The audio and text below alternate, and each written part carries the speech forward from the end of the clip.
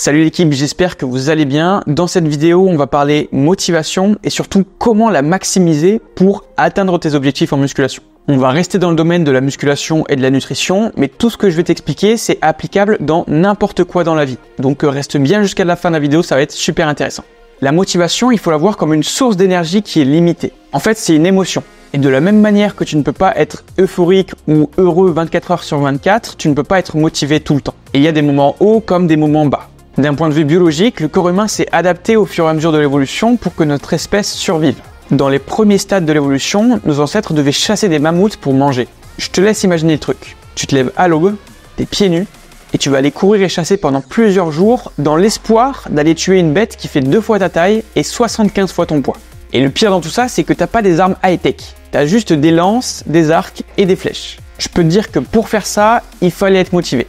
Le corps s'est donc adapté pour qu'on voit cette contrainte comme nécessaire et qu'on accomplisse les actions qu'il faut pour survivre. Tout ça, c'est fortement lié à la dopamine. La dopamine, c'est un neurotransmetteur qui est lié au plaisir, au bien-être. Dès qu'on va accomplir une tâche ou avoir certains comportements, on va recevoir un pic de dopamine qui va nous faire nous sentir bien. Par exemple, après avoir fini ta journée de travail, après avoir nettoyé ton appartement ou après un footing.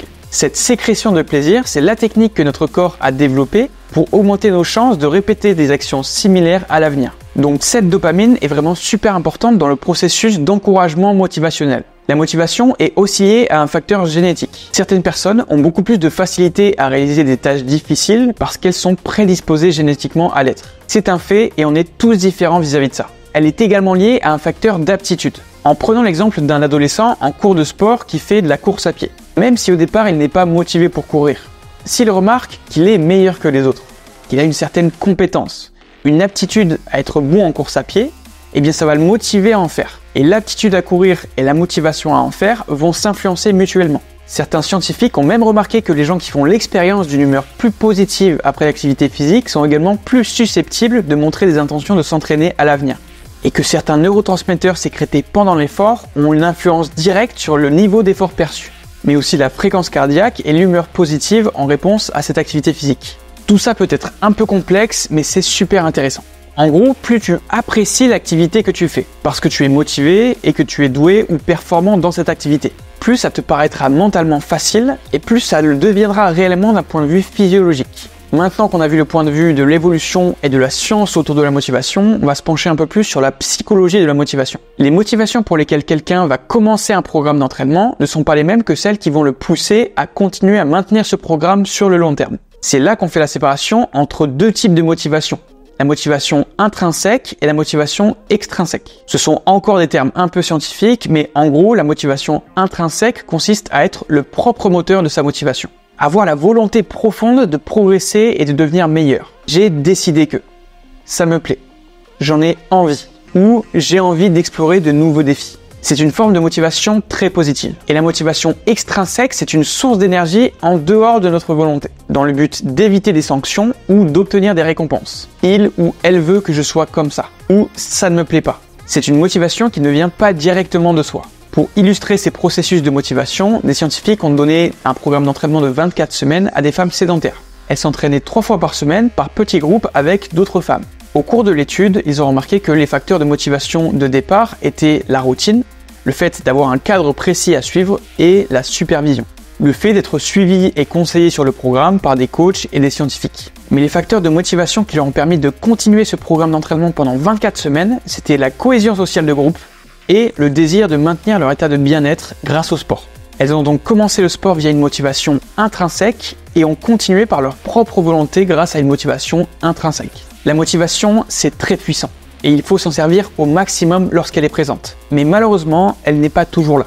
Si tu es stressé, que tu as mal dormi, que tu as des responsabilités ou que tu manques de temps, c'est très facile de ne pas être motivé. Pas de jugement là-dessus, ça arrive à tout le monde et c'est totalement normal. C'est là qu'interviennent l'autodiscipline et la force de volonté. La flemme, la fatigue mentale ou l'ennui se résument tous au même processus physiologique. Notre cerveau ne reçoit plus suffisamment de satisfaction instantanée et va donc détourner son attention vers autre chose, dans la recherche d'un pic de dopamine accessible facilement. Ça peut être du divertissement sur les réseaux sociaux, de la nourriture, ou alors même du sexe ou du porno. On l'a tous déjà vécu lorsqu'on est fatigué ou qu'on a la flemme. C'est juste une sensation d'ennui qui est liée aux neurotransmetteurs sécrétés par notre cerveau. Et ce n'est pas un signe de fatigue physique. Pour vaincre cette flemme, reste bien jusqu'à la fin de la vidéo parce que je t'ai préparé une routine de motivation qui va t'aider dans ces moments-là. Quand tu n'as plus de motivation, tu dois faire preuve de discipline. La définition de la discipline, c'est littéralement une règle de conduite qu'on s'impose. Une absence de choix. Une obligation. Je ne suis pas motivé aujourd'hui. Mais ce n'est pas grave parce que je n'ai pas le choix. Je dois le faire et je vais le faire. C'est une forme supérieure de motivation extrinsèque. Et le meilleur dans tout ça, c'est que quand on a la flemme, on a l'énergie physique de faire du sport. C'est juste une brume mentale, une sensation d'ennui. Et aller faire du sport à ce moment-là permet justement de se débarrasser de cette fatigue mentale. L'activité physique est super efficace pour normaliser notre état mental. Comme le bouton reset d'un ordinateur. Si tu ressens des émotions fortes et que tu as des difficultés à les canaliser, va faire un footing ou une séance de musculation. Ça te fera vraiment du bien. Et en plus, tu dormiras bien mieux le soir. Donc pour résumer, la motivation est un phénomène qui vient de l'évolution et de l'adaptation de notre espèce pour tout simplement survivre. Certaines personnes sont plus sujettes à la motivation que d'autres. Notre niveau d'aptitude face à une tâche peut augmenter nos niveaux de motivation et fortement diminuer la difficulté perçue d'un effort. La motivation extrinsèque peut nous pousser à passer à l'action dans le but d'atteindre un objectif. Et la motivation intrinsèque nous permet de poursuivre cet objectif sur le long terme. Et il n'y a pas de limite à la volonté. Le manque de volonté, la flemme ou l'ennui sont uniquement liés à un manque de plaisir instantané reçu par notre cerveau. Ce qui nous pousse inconsciemment à nous détourner de ce qu'on doit faire. Donc fais preuve de discipline lorsque tu te trouves dans ces moments-là. Ok, merci de ton écoute sur tout ça, c'est vraiment un sujet super important que tu dois comprendre si tu veux vraiment réussir dans tes objectifs. Pour terminer cette vidéo autour de la motivation, je vais te partager un processus de motivation anti-flemme. Dans les moments où tu n'as vraiment pas d'énergie mentale, t'as pas envie d'aller faire ta séance de sport. Premièrement, tu vas commencer par lancer une musique ou une vidéo super inspirante qui va te faire ressentir des émotions et augmenter ton rythme cardiaque. La musique, ça permet de transmettre des émotions. C'est quelque chose d'extrêmement puissant pour se mettre en condition et commencer à visualiser sa séance de sport. Personnellement, j'ai utilisé plusieurs vidéos et musiques au fil des années pour justement me motiver et lancer ce processus de motivation.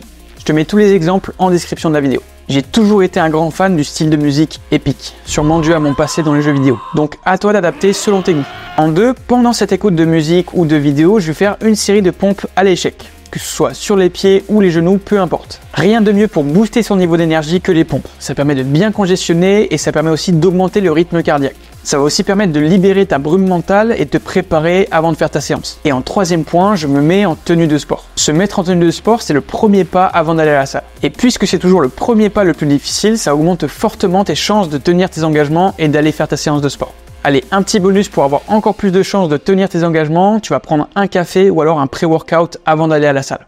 Tu me diras ce que tu penses de cette petite méthode de motivation anti-flemme. Merci pour ton visionnage, prends soin de toi et à très vite.